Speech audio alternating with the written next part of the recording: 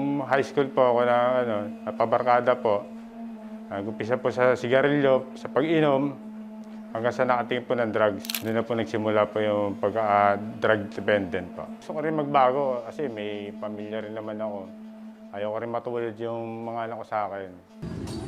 Parang libangan na lang dito sa amin lugar yung pagsasyabu. Lalo na pag may mga sugalan, may patay. Mabilis makabili ng drugs. Karamihan na iskinita ng rito, mayroong mga nagbebenta.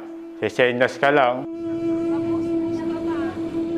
Marami na pong hitman dito. Yung mga nakamotor po na hitman po, na namamarilan po na kung sino gusto ng barilin na yung may atraso. Kasi may patong rin naman kasi yung mga bawat mababaril nila, mapapatay nila.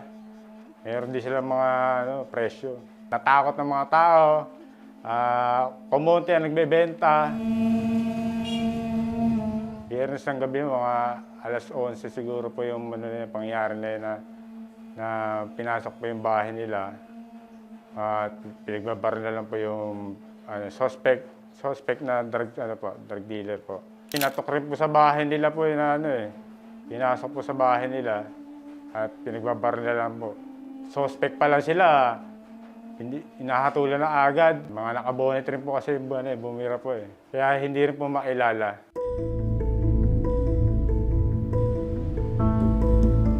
Parang hindi naman po masyadong makatao yung ginagawa nila na yun. Kasi tao rin naman, may pamilya, kawawa rin naman yung pamilya na may iwan. Kasi habang may buhay pa ang tao, pwede magbago at magbago yun. Sangayon po ako sa presidente po.